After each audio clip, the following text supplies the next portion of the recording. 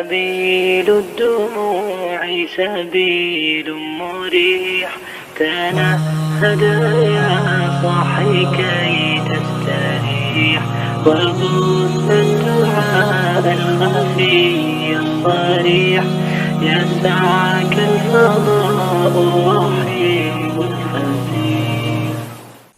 Assalamualaikum warahmatullahi wabarakatuh. Waalaikumsalam warahmatullahi wabarakatuh. Alhamdulillahilladzi arsala rasulahu bil huda wa lam yattakhidh lahu syarika wa walada wa kullu man ala ba'dihim bi ittikhadihi khalila wa ja'ala sayyidana wa nabiyyana wa maulana Muhammadan abduhu wa rasuluhu amma ba'd. Yang sama-sama kita hormati dan kita muliakan guru kita Bapak Kiai Haji Dahitul, dan alhamdulillah beliau senantiasa hadir di tengah-tengah kita. Ketua Majelis Bapak Taqwa Bapak Ahmad Tarik Hidayat beserta seluruh jemaah, wabil khusus yang sama-sama kita cintai dan kita muliakan Sribul Bait pada malam ini, tuan rumah pengajian Majelis Bapak Taqwa Bapak Purnomo atau Bapak Ustaz Jenggot. Alhamdulillah, puji dan syukur marilah kita panjatkan kehadirat Allah Subhanahu wa taala sampai saat ini di tengah-tengah aktivitas kesibukan kita masih bisa bersama-sama bersilaturahim, bermuajahah dalam kerangka kajian rutin taklim keliling setiap minggu di Majelis Taklim Bapak Taqwa. Salawat dan salam semoga selalu tercurah pada junjungan kita baginda besar Muhammad sallallahu alaihi wasallam beserta keluarga, sahabat dan para pengikutnya hingga yaumil qiyamah. Langsung kita lanjut kajian kita, masih tafsir Al-Qur'an, tafsir Jalalain, surat Al-Baqarah ayat yang ke-48. A'udzubillahi minasyaitonir rajim. Bismillahirrahmanirrahim. Wattaqu, dan takutlah kalian. Wattaqu kalau makna aslinya bertakwalah kalian, ai khofu, takutlah kalian. Yauma, pada hari, la tajzi, yang tidak bisa membela, tidak dapat membela, fihi, pada hari itu, nafsun an nafsin syai'a, orang yang satu dengan yang lainnya, huwa yaumul qiyamah, yaitu pada hari kiamat, wala yuqbalu, dan tidak diterima. Di sini dijelaskan bitai wal ya'i, bisa dibaca tuqbalu, wala tuqbalu, bisa juga dibaca wala yuqbalu. Ya, yang kita baca yang sesuai ada di mushaf, wala yuqbalu minha, pada hari itu, ya, pada hari kiamat nanti, syafa'atun, syafaat, perantara atau pertolongan. Ai laisa laha syafa'atun, maksudnya tidak ada lagi pertolongan, perantara, syafaat. Fatuqbalu, ya, tidak diterima kecuali pamalana minas syafi'in, ya, memang perantara memang pertolongan yang datang langsung dari Allah Subhanahu wa taala, dan syafaat yang datang dari Rasulullah sallallahu alaihi wasallam atas izin Allah Subhanahu wa taala. Wala yu'khadhu minha adlun, dan tidak bisa mengambil tebusan, ya, maksudnya tidak bisa menebus, fida'u, tebusan, wala hum yunsurun, dan tidak ada penolong bagi mereka.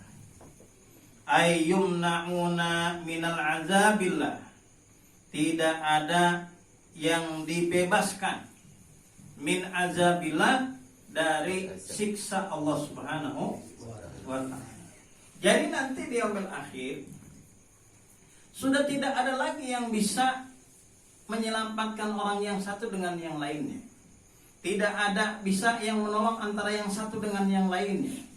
Bahkan seorang anak dengan seorang ayah, anak menyudutkan ayahnya untuk menyelamatkan dirinya dari api neraka, anak juga menyudutkan anaknya, ayah juga menyudutkan anaknya untuk menyelamatkan dirinya dari api neraka. Tidak ada satupun yang mau memikul dosa beban dari orang, walaupun orang itu sangat dekat dengan kita. Ya. Maka kita diwanti-wanti lewat ayat ini untuk wattaqu ay khafu, takut akan datangnya hari itu di mana orang yang satu tidak bisa memberikan syafaat, tidak diterima lagi syafaat. Ini pada hari kiamat. Berbeda dengan di alam barzah. Kalau di alam barzah beda lagi. Kita masih yang hidup ini masih bisa melakukan ikhtiar, usaha untuk orang-orang yang telah meninggal, saudara, orang tua, sahabat, bagi yang hidup. Kan di hadisnya jelas. Idza matal insanu in qata'a amaluhu illa min salasin. Ya.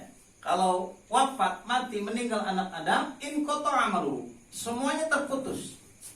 Illa min salasin, kecuali yang 3. Nah, yang dari yang kecuali yang 3 ini, itulah yang bisa diusahakan. Apa yang 3 itu? Shadaqatin zariyatin au ilmin yantafa'u bihi au waladin sholih. Sedekah jariyah, ya, sedekah jariyah, sedekah yang bentuknya itu tetap tidak berubah, terus bisa dimanfaatkan, baik benda, barang ataupun tempat untuk jalan misalnya. Makanya ada di dalam hadis itu, ra'aitu rajulan yataqallabu fil jannah. Aku pernah melihat ada seorang laki-laki yang dia bolak-balik di dalam surga. Di hadis yang lain tuh ada yang menjelaskan, riwayat yang lain, dia masuk ke surga melewati pohon yang dulu dipotong waktu dia hidup di dunia. Jadi fulan ini, laki-laki ini punya pohon, terus dahan dari pohon itu menghalangi jalan orang yang lewat, lalu ditebang agar jalan yang dilewati itu tidak terhalang. Dia bisa masuk surga dengan mudahnya. Orang lain mah susah, dia mayataqallabu, bulak-balik. Ya, maksudnya masuk surga itu bulak-balik santai. Saking mudahnya. Ya, saking mudahnya. Itu termasuk sedekah jariyah. Selagi itu dimanfaatkan, maka dia akan mendapatkan terus pahala dari situ mengalir. Di alam barzahnya maupun di alam akhir. Orang tua kita zaman dulu mungkin baca Qur'annya kagak pasti. Hafalan Qur'an boro-boro hafalan Qur'an ya. 30 juz paling hafal Yasin doang. Amal Tabarok sama Al-Mulku alhamdulillah itu juga. Ya. Tapi kalau soal pahala daripada kebaikan amal soleh banyaknya luar biasa. Kalau jalan cuma semeter 2 meter buat tanah semeter 2 meter buat dipakai jalan, mereka nggak hitungan orang tua zaman dulu itu. Sekarang bila perlu di ujung depan sampai ujung belakang, TRT hiji sampai TRT 2 sampai ke RT 3, jalan tanahnya dipakai buat jalan, nggak hitungan orang zaman dulu. Kamu daerah mau pakai CLT ke hitungan, pagar tutup lah, nggak bangun tembok depan, bukan tembok, pagar depannya itu sengaja dulu dimajuin ke depan. Atau harusnya buat jalan cukup 2 motor. Ya, jadi sempit. Saking kumbung-kumbungna tanahnya dipakai aja yang jalan. Padahal saat dia jariyahkan tanahnya untuk dimanfaatkan oleh orang banyak, itu akan mengalir terus pahalanya walaupun dia sudah meninggal. Bahkan di amal akhir dengan memotong dahan pohon aja, ya, dia bisa masuk ke surga dengan mudah. Orang tua zaman dulu udah ngajarin luar biasa ya, luar biasa. Sampai ada istilah dulu di depan rumah itu ada tempayan sama gayung yang orang bebas minum dihalalkan, siapa saja yang lewat situ kehausan minum ke tempat itu bebas. Dulu kagak ada di kampung kita yang namanya toilet umum buat bayar kan. toilet nggak perlu izin, nggak perlu apa, karena rumah toiletnya sekarang dulu mah di luar semua, orang di jero, akhirnya di jero kabeh. Namun orang keur naik motor hayang ke toilet hese, ke masjid digembok. Kalau dulu enggak, makanya luar biasa ya. Walaupun secara keilmuan mungkin tidak seperti orang zaman sekarang, tapi amal solehnya luar biasa besar. Ini harus kita ikuti. Au ilmin la yantafa'u bihi, au ilmin yantafa'u bihi, atau ilmu yang bermanfaat. Makanya tatkala seseorang melakukan kebaikan, man sanna fil Islam sunnatan hasanatan falahu ajruhu wa ajru man amila biha. Bukan hanya ilmu yang diajarkan, terus ilmu itu diamalkan oleh anak muridnya, anak didiknya, dan diamalkan lagi terus menerus itu mengalir. Kebaikan yang kita lakukan dicontoh oleh orang lain, maka orang yang melakukan kebaikan pertama itu yang dicontoh oleh orang setelahnya, pahalanya akan terus mengalir. Inilah yang disebut jariyah pahala. Kebalikannya juga sama. Ada jariyah dosa. Tatkala seorang melakukan kemaksiatan, melakukan dosa atau menunjukkan perbuatan dosa, kemudian diikutin oleh orang-orang setelahnya, maka terus menerus dia akan mendapatkan dosa dari orang-orang yang mengikuti keburukannya. Muka tempat judi, tempat kopro, batur pada datang. Kemudian orangnya yang membuka pertama udah mati, itu tempat masih dipakai tempat judi. Itu terus menerus ngalir terus tuh dosa. Kita kan ada beberapa titik, beberapa tempat yang seperti itu. Ya, tiba bola nabe ka enak entu rubah-rubah. Bos gitu wae. Ya. Sebaliknya ada juga tempat yang memang dari dulu tempat orang ngaji, tempat orang taklim. Sekarang mungkin jadi majelis taklim. Ya, jadi mushola, jadi masjid. Maka orang yang pertama mendirikan itu, tokoh-tokohnya, masyarakatnya, lingkungannya, insya Allah mereka akan mendapatkan pahala walaupun sudah awaladin sholihin yad'ulah, atau anak yang soleh yang senantiasa mendoakan orang tuanya. Makanya orang yang meninggal udah nggak bisa ikhtiar lagi buat mencari pahala untuk dirinya, kecuali yang 3 tadi. Nah, yang terakhir itu bagi yang hidup masih bisa berusaha untuk kebaikan dari orang yang dia cintai yang telah meninggal, dengan berdoa, beramal soleh. Setelah beramal soleh, beribadah, senantiasa kita doakan. Sampai ada syair, ya, kalau ada orang tua yang dia meninggal, saat dia meninggal, dia meninggalkan keturunan, anak cucu dengan harta yang banyak, kontrakan banyak, tanah banyak, dikuliahin tuh tinggi-tinggi sekolahnya, kuliahnya. Tapi begitu dia meninggal, tiap waktu, tiap detik, tiap jam, tiap sholat, tiap hari menunggu kiriman doa dari anak-anaknya yang ia tinggalkan dengan penuh banyak harta, ya, kecukupan, warisannya banyak, tapi tidak ada satupun anak-anaknya yang ingat mendoakan dia. Puncak jadi malam Jumat, orang lain pada berdoa, baca Yasin, ngirim ke orang tuanya, sementara dia yang meninggalkan harta banyak untuk anak-anaknya, enggak ada satupun anaknya yang ingat untuk mengirimkan doa pada nangis. Tega benar tak keturunan aing. Kayak bahasa Sunda. Boleh kan pakai bahasa Sundanya? Boleh. Lucu. Saudara belum ngomong, dahlan. Lucu. Menang pakai bahasa Sunda menang. Ayo lucu bahasa mana sih ya? Karena akhirnya kan lamun acara formal untuk menang pakai bahasa Sunda. Bahasa Indonesia NKRI. Justru Sunda NKRI, Jawa NKRI ya. Baik. Itulah hari kiamat. Berbeda dengan di alam barzah. Kalau alam barzah si fulan sudah meninggal, sementara yang lain belum. Nah, yang belum meninggal ini keluarganya masih bisa berikhtiar, berusaha mendoakan ahli kuburnya. Tapi kalau hari kiamat itu sudah meninggal semua. Dan jangan pernah ada pikiran nanti sama ibadahnya.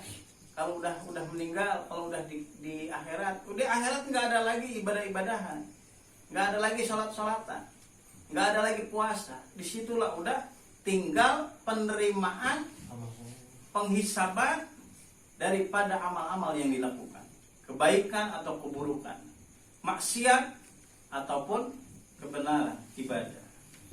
sudah tidak ada lagi, tidak diwajibkan lagi puasa pada saat itu, tidak diwajibkan lagi sholat. Wazkuru, dan ingatlah, iznajjainakum,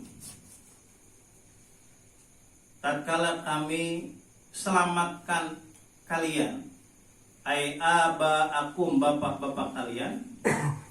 Di sini dijelaskan wal khitabu bihi, ini ditunjukkan wa bima ba'da lil mawjudina fi zamanin nabiyikum, fi zamanin nabiyina, ditujukan setelah adanya pada zaman Nabi kita Nabi Muhammad Sallallahu Alaihi Wasallam kepada orang-orang Yahudi atau Bani Israel untuk mengingat bagaimana bapak moyang mereka, ya, abaakum, bapak-bapak mereka dulu diselamatkan oleh Allah Subhanahu wa taala. Bima un'ima ala abaihim, yang mereka diberikan nikmat, dilimpahkan nikmat kepada bapak-bapak mereka.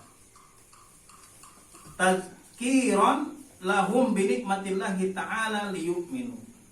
Ini sebagai peringatan untuk mereka atas nikmat-nikmat yang telah Allah berikan kepada mereka, liyu'minu, agar mereka beriman.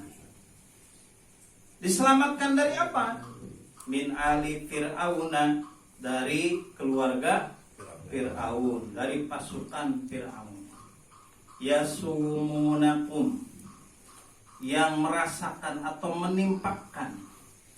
Yasumuna ayuzikuna, merasakan atau menimpakan. Su'al ajab, seburuk-buruknya siksa. Apa siksa yang diberikan oleh Fir'aun kepada Bani Israel saat itu? Ya, yang dijelaskan asyaduhu, begitu berat. Wal jumlatu halun min domirin najainakum. Ini menjadi penjelasan hal keadaan dari domir najaina, ya, yang kami selamatkan, kalian yang kami selamatkan. Yuzabbihuna, mereka Fir'aun, ya, dengan keluarganya, pasukannya, yuzabbihuna, menyembelih. Bayanun lima qoblahu, ini menjadi kalimat penjelas. Abna'akum ay mauludina, anak-anak laki-laki kalian yang lahir saat itu. Wa yastahyuna, kemudian membiarkan hidup. Yastabquna, ya, membiarkan hidup. Nisa'akum, anak-anak perempuan atau perempuan-perempuan mereka.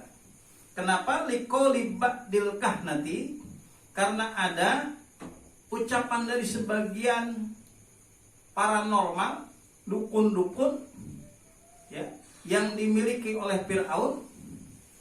Inna mauludan, sesungguhnya akan lahir, ya, yuladu, dilahirkan fi Bani Israel, dari Bani Israel, yakununa sababan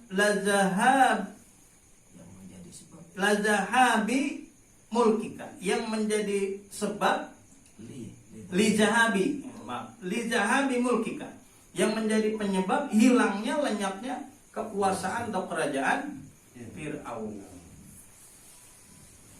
Saya lanjutin dulu ininya, tafsirnya, ya.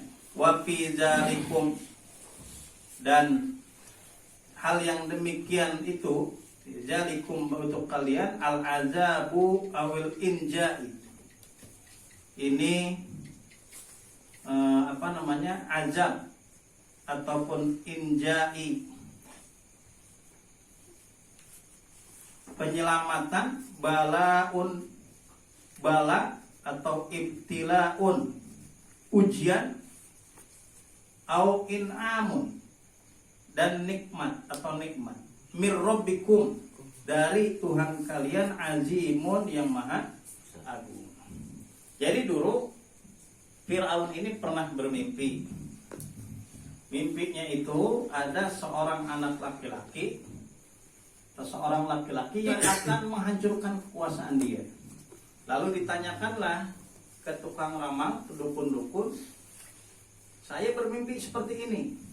Kata tukang ramal, kata dukun-dukunnya, oh arti dari mimpi ini, tafsir dari mimpi ini, nanti akan lahir inna mauludan yuladu fi bani Israel, seorang anak laki-laki dari bani Israel, sababan li zahabi mulkika, yang bisa melenyapkan kekuasaan kamu, kerajaan kamu.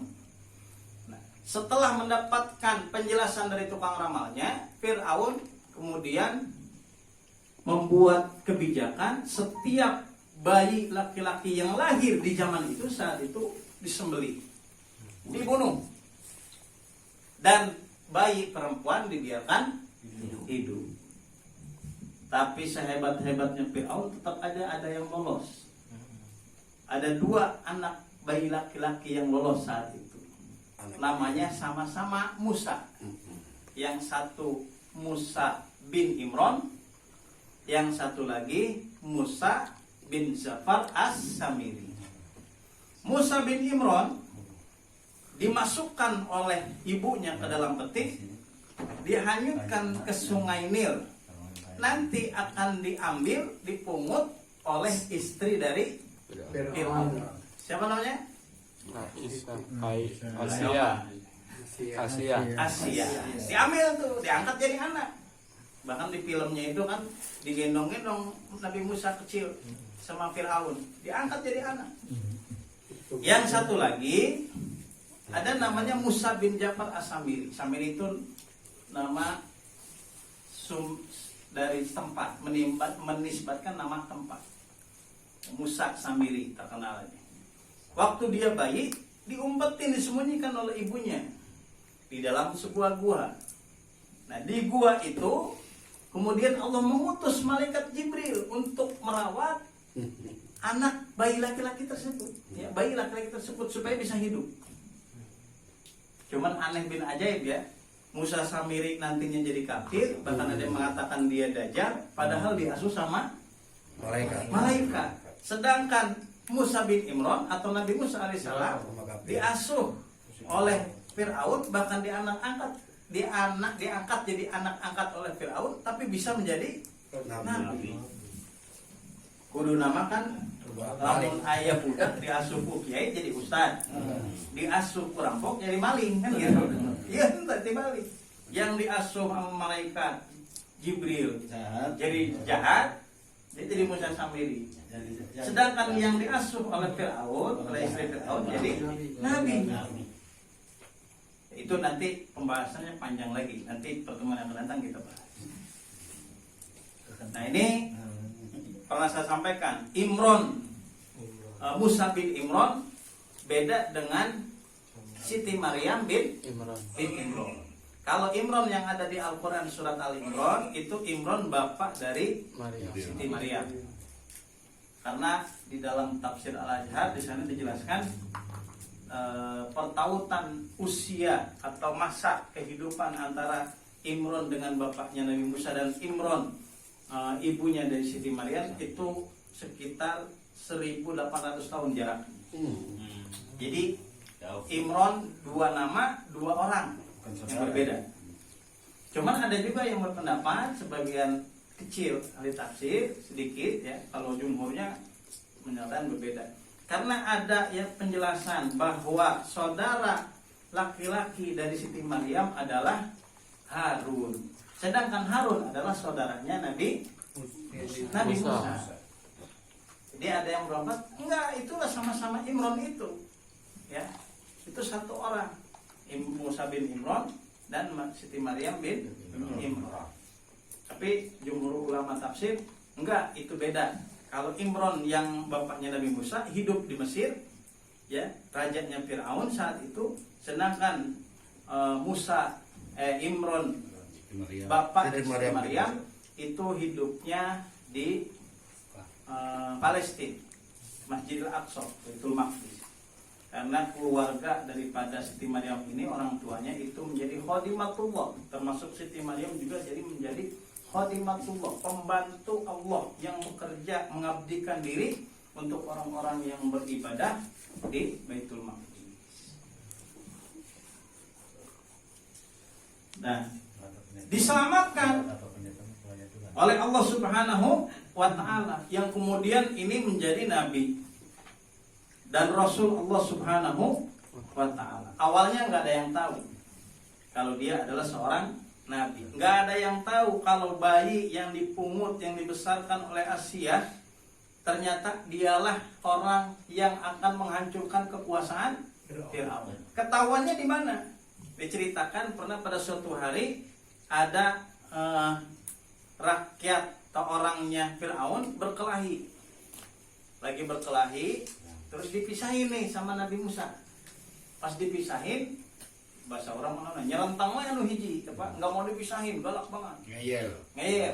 Karena nggak sengaja kelepasan, ditonjok. Sekali tonjok, meninggal.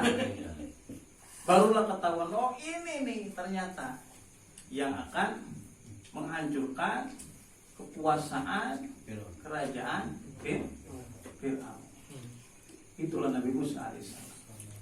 Sampai ada riwayat juga ya, ada riwayat bahwa Nabi Musa ini pernah nonjok mata malaikat sampai matanya pecah sebelah.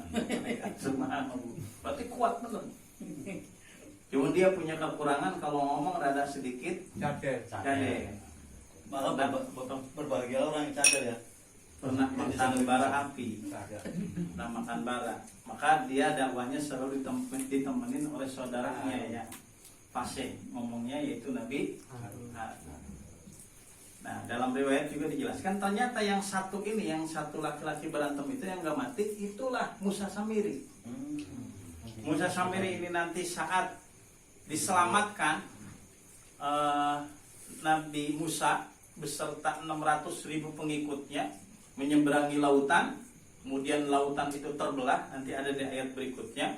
Kemudian dia masuk melewati lautan, ya, Laut Merah. Setelah naik ke darat, kemudian pasukan Fir'aun dengan pasukannya yang mau membunuh Nabi Musa dengan pengikutnya. Kalau Nabi Musa dan pengikutnya itu 600.000 orang kurang lebih, berarti pasukannya lebih dari 600.000 orang yang mau mengejar. Pasti. Begitu sampai di tengah, si laut itu disatukan kembali oleh Allah Subhanahu wa ta'ala, mati semua di sana. Dan itu jenazah Fir'aun sampai sekarang masih ada. Ya, sebagai bentuk pengabadian. Ya, eling-eling lah. Eling-eling bikin kurang. Tuh Fir'aun tuh kayak gitu. Kan tadi mumikan bisa hirup. Kan awet, kan Bapak. Ikan aja kalau digaromin kan awet kan tuh. Ikan asin. Jadi asin tapi. Kemudian nanti mereka terus berjalan sampai di suatu padang yang luas, di padang Tih. Ternyata Nabi Musa dipanggil oleh Allah Subhanahu wa ta'ala selama 30 hari ditambah 10 hari, jadi 40 hari. Arba'ina lailatan. 40 hari untuk menerima Taurat, menerima wahyu. Sedangkan yang 600.000 orang pengikutnya ini dititipkan ke saudaranya Nabi Harun. Ternyata yang namanya Musa Samiri ini yang ikut bareng melarikan diri bersama dengan Nabi Musa itu menghasut pengikut Nabi Musa untuk menjadi kafir. Yang dikumpulin emas, emas yang didapat di Mesir, ya, termasuk didapat dari tentara orang-orangnya Fir'aun, dikumpulin semua, atau perhiasan mereka dikumpulin semua, dibentuk, ditempa menjadi patung anak sapi. Itu banyak. Kenapa bisa patung anak sapi, enggak patung kucing, enggak patung kuda, patung anak sapi? Karena ada yang menjelaskan kedua orang tua dari Musa Samiri ini penyembah patung anak sapi. Ada juga yang menjelaskan, berpendapat bahwa saat dia melarikan diri di tengah perjalanan itu melihat ada kampung yang kampung itu menyembah patung anak sapi. Karena dia sakti, orang dibesarinya sama malaikat Jibril, ya. Waktu Allah mengutus malaikat Jibril untuk menyelamatkan Nabi Musa dengan pengikutnya sewaktu laut itu dibelah, itu malaikat Jibril berkuda. Nah, langkah-langkah kaki bekasnya malaikat Jibril yang hanya ngelihat itu adalah Musa Samiri, itu diambil satukan sama emas, kemudian dilebur, jadilah patung anak sapi. Dan dengan sihirnya, dengan kesaktiannya, patung anak sapi itu bisa ngomong, bisa bicara, sehingga banyak orang yang tertipu dan menjadi kafir, menjadi kufur. Akhirnya menyembah patung anak sapi kurang lebih 70.000 orang dari 600.000 orang. Ini nanti kita lanjutin lagi kisah tentang Musa Samiri dan kisah Nabi Musa. Ya, ada ulama yang berpendapat Musa Samiri itulah Dajjal. Makanya saat Allah memerintahkan hukuman kepada orang yang menyembah patung anak sapi untuk dibunuh, saat itu orang kafir dibunuh, orang yang menyembah selain Allah, musyrik, hukumannya dibunuh untuk Bani Israel. Ya. Kemudian Musa Samirinya enggak dibunuh, diusir. Nah nanti di zaman Nabi Isa dia menjadi Yudas Iskariot yang menghasut pengikut Nabi Isa untuk membunuh Nabi Isa di zaman Nabi Isa. Dan dia juga nanti Dajjal itu yang akan menjadi pemimpin orang-orang kafir untuk menghancurkan Islam, bukan menghancurkan Islam, membelokkan keyakinan manusia, mengkafirkan manusia, yang nanti akan dibunuh terakhirnya oleh Nabi Isa alaihi salam. Ya. Wallahu a'lam bishawab, ilaihil marji'u. Yang jelas kita sebagai hamba-hamba Allah untuk senantiasa meningkatkan kualitas dan kuantitas ibadah kita pada Allah Subhanahu wa ta'ala. Zikrul maut, ingat akan mati dan mengimani hari akhir. Yang di sana sudah tidak ada lagi naungan kecuali naungan Allah Subhanahu wa ta'ala. Tidak ada lagi pertolongan kecuali pertolongan Allah Subhanahu wa ta'ala. Dan satu-satunya syafaat dan Nabi yang bisa memberikan syafaat adalah Nabi kita besar Muhammad Rasulullah Sallallahu Alaihi Wasallam. Biiznillah, dengan izin Allah Subhanahu wa ta'ala. Mudah-mudahan kita diakui sebagai pengikut Nabi besar Muhammad Rasulullah SAW yang sama-sama mendapatkan syafaatul azma min Rasulullah Sallallahu Alaihi Wasallam. Mungkin itu yang bisa kita bahas ujian kita malam ini. Nanti kita kembangkan dengan tanya jawab dan kita lanjutkan di pertemuan yang akan datang, masih di surat Al-Baqarah ayat yang ke 50. 50 ya. 50. Terima kasih atas perhatiannya. Mohon maaf atas kekurangannya. Hadanallahu wa iyyakum ajma'in. Assalamualaikum warahmatullahi wabarakatuh. Waalaikumsalam.